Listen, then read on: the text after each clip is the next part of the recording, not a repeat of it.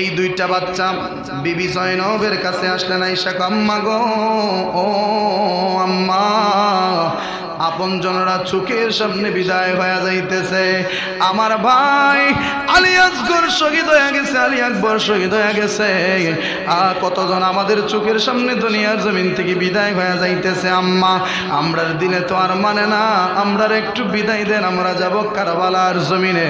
জৈনবে ডাক দেখো, আমার সন্তানেরা, তোমরা দুইজন ছাড়া তো আমার আর কেউ নাই, তোমরা দুইজন সন্তানই আমার সম্বল, তোমরা দুই দিক দিয়ে আঁকড়ায়া দইরা আমি আমার বাকি জীবনটা কাটাইতে চাই, তোমরা কেন কারবালায় যেতে চাচ্ছ? ওনারা দুইজন বলতেছে, আম্মা পানির পিপাসায় কলিজাটা ফেটে খান খান হয়ে যাইতেছে, পানির পিপাসায় আর সহ্য করতে পারতেছি না। আমাদের মামা ইমাম হুসাইনের জবান থেকে শুনেছি, ইমাম হুসাইন আলী আসগরের কানে কানে বলেছিলেন, আলী আসগর, দুনিয়ার পানি তোমার জবান দিয়া ঢুকে নাই, এবার তুমি শহীদ হইছ, হাউজে কাউসারের পানি পান কর। এই আউনার মোহাম্মদ দুইজন মারে ডাক দেখ, আম্মা আমরার মামা কইছে যদি আমরা শহীদ হইয়া যাই, মানে যারা শহীদ হইয়া যায় তাদের জন্য হাউজে কাউসারের পানি অপেক্ষা করে। আম্মা, যেহেতু দুনিয়ার পানি আমাদের জন্য টোটালি বন্ধ হয়ে গেছে, আমরা হাউজে কাউসারের পানি পান করার জন্য দুনিয়ার থেকে শহীদ হয়ে বিদায় হতে চাই। জৈনবে কয়, না বাবা না, তোমরা গেলে আমি জৈনব তো চিরজীবনের জন্য একা হয়ে যাব।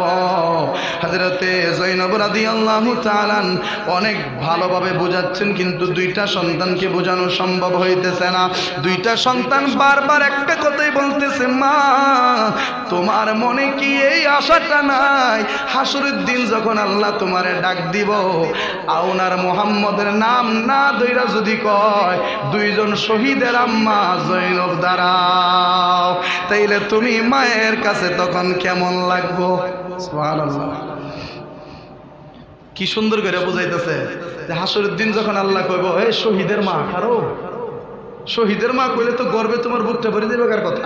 সুবহানাল্লাহ, মা তখন তোমার কাছে ভালো লাগতো না? জৈনবের জবান তো এক কথায় বন্ধ করে দিছে।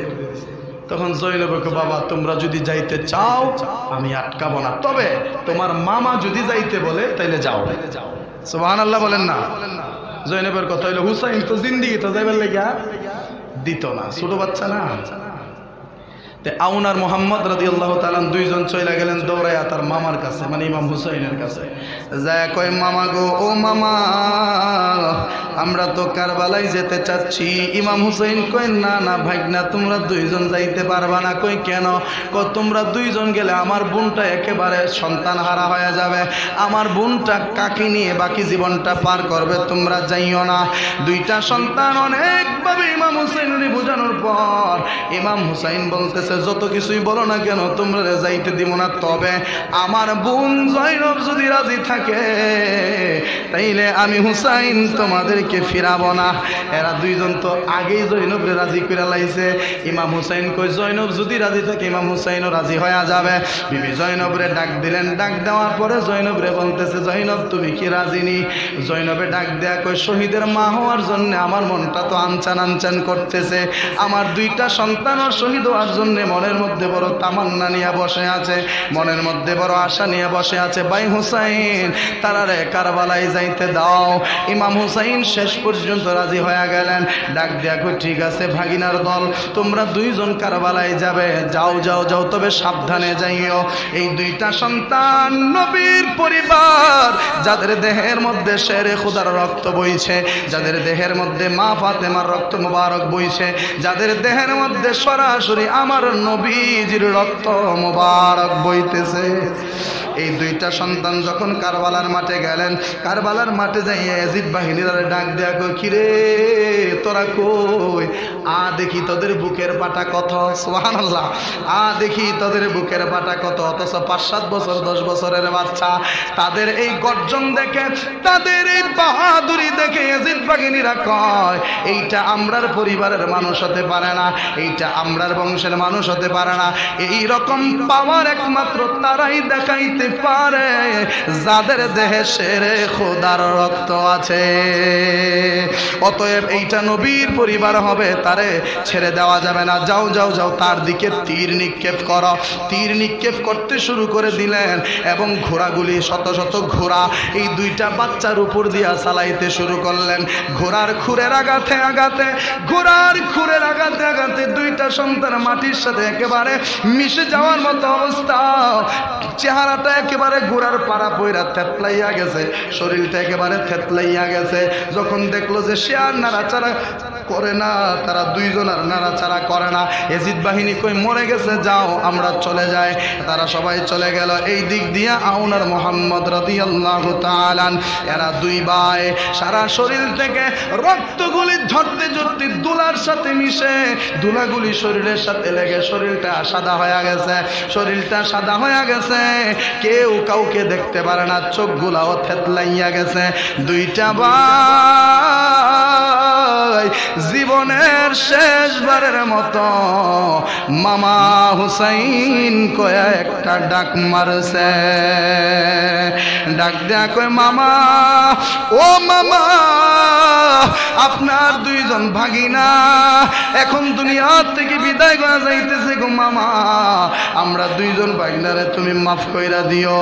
ইমাম হুসাইন তাবু থেকে সে আওয়াজটা যখন শুনতে পারলেন, দুলদুলটা নিয়ে দৌড়াইয়া চইলা গেলেন। ইমাম হুসাইন রে দেখা এজিদ বাহিনী আরো শত শত হাত দূরে চইলা গেছে। দুইটা সন্তানের কাছে যাইয়া দেখে দুইটা সন্তানের চেহারা চেনা যায় না, দুইটা সন্তানের চেহারা ভালোভাবে চেনা যায় না, কোনটা আউন কোনটা মুহাম্মদ ইমাম হুসাইন ভালোভাবে চিনতে পারতেছেন না। তখন ইমাম হুসাইন জিগায়, তোমাদের মধ্যে আউনকে মুহাম্মদকে? একজনে কয় আমি আউন, আর একজনে কয় মুহাম্মদ। ইমাম হুসাইন কো, ভাগিনারে কইসলাম না আইস না, তোদেরকে তারাও ছাড়বে না। শত্রুতা যদিও আমার সাথে, আমাকে মারার আগে তোদের সবাইকে তারা মারবে। তারার খাসিয়ত বালানা, তারা মানুষ হিসেবে বালানা, বলছিলাম না আসিস না।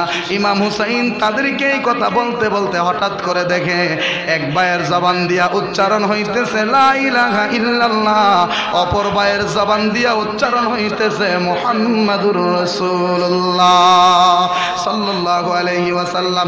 এক ভাই আরেক ভাইরে জড়ায়া দইরা দুনিয়ার জমিন থেকে বিদায় হয়ে গেলেন।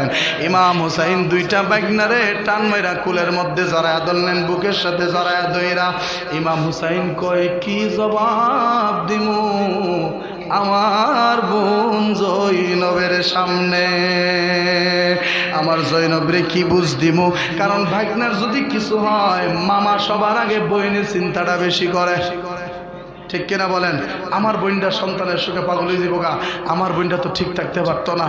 ইমাম হুসাইন জৈনবের চিন্তা করতেছেন, করতে করতে দুইটা সন্তানরে নিয়া তাবুর কাছে যখন আসলেন, ডাক দেখো জৈনব, ও জৈনব কই তুমি? এই নাও তোমার দুইটা সন্তান। জৈনবে ঘর থেকে হাসি খুশি ভাবে বাইরে বেরিয়েছে, ভাই কই কই আমার দুইটা সন্তান কই? তারা কই? দেন আমার কাছে দেন, আমার কাছে দেন। ইমাম হুসাইন রাদিয়াল্লাহু তাআলা দুইটা সন্তানের মৃতদেহ জৈনবের হাতে দিয়া কই, জৈনব নাও তোমার দুইটা সন্তানকে তুমি বুঝে নাও। বিবি জৈনব দুইটা সন্তানের মৃতদেহ যখন দেখলেন, বিবি জৈনব আর স্থির থাকতে পারলেন না। হাহাই রে, কি অপরাধ করছিল আমার আউন, কি অপরাধ করছিল আমার মুহাম্মদ। এরা তো তরবারিও ভালো করে ধরতে পারে না, এরা তো তীর মারবো দূরের কথা, তারা তো হাঁটতেই ভালো করে পারে না, তারাও তোরা খাতির করলি না রে ইয়াজিদ বাহিনী। বিবি জৈনব আফসোস করতেছেন, আফসোস করতে করতে একটা সন্তানকে রাখলেন ডান পাশে, আর একটা সন্তানকে রাখলেন বাম পাশে। দুইটা সন্তানকে দুই পাশে রাইখা হযরত বিবি যায়েনব রাদিয়াল্লাহু তাআলা আনহা দুইটা সন্তানের মাঝখানে ঘুমায়া গেলেন। সুবহানাল্লাহ বলেন না? দুইটা সন্তানের মাঝখানে ঘুমাইয়া দুইটা হাত দুইটা সন্তানের বুকের উপরে রাইখা আমার আল্লাহরে ডাক দেখো, আল্লাহ, ও আল্লাহ, দুইটা সন্তান শহীদ হয়ে গেছে, এদের এই শহীদের বিচার তুমি রবের কাছে আমি চাই না।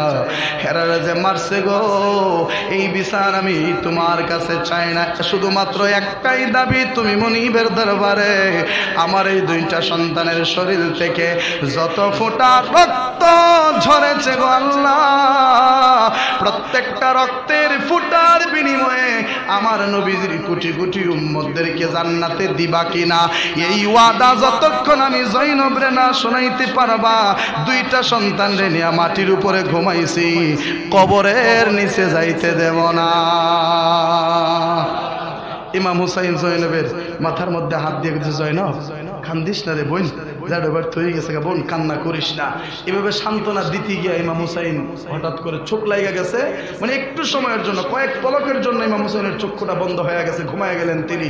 এমনিতেই দেখতেছে আমার নবীজি কইতেছে, হুসাইন ফাগুলনি জৈনব রে ক কান্ত না। সুবহানাল্লাহ কইনা আমার নবী ইমাম হুসাইন রে বলতেছে, হুসাইন ফাগুলনি রে ক কান্ত না, তার যে দুইটা সন্তান শহীদ হয়ে গেছে এইটা আমি নানা ভাই দেখতেছি। সুবহানাল্লাহ, জৈনবের দুইটা সন্তানের এক ফোঁটা রক্ত মাটিতে পড়ে নাই। হুসাইন দেখো সব রক্তগুলা আমি পেয়ালার মধ্যে বইরা বইরা রাখতেছি। শুরু থেকে এই পর্যন্ত আমার যতটা আওলাদ শহীদ হয়েছে প্রত্যেকের রক্ত মোবারকগুলি আমি নবী পেয়ালার মধ্যে ভরে ভরে রাখতেছি। হাসরের দিন আমি এগুলো আমার আল্লাহকে দেখায় বলবো, আল্লাহ কি অপরাধ করছিল আলী আসগর, কি অপরাধ করছিল আলী আকবর, কি অপরাধ করছিল জৈনবের দুইটা সন্তান, আল্লাহ কি অপরাধ করছিল ইমাম কাসেম, কি অন্যায় করছিল আমার নাতি হুসাইন, আমি এগুলো আল্লাহকে দেখাবো, তুমি কৌ ফাগল নিরে কান্ত না। সুবহানাল্লাহ, এতে বোঝা যায় বাবা কারবালার প্রত্যেকটা শহীদের খবর আমার নবীর কাছে ছিল কিনা, জোরে বলেন ছিল কিনা। কারবালা যে ঘটবে এটা আমার নবী আগে জানতো কিনা, জানতো। এই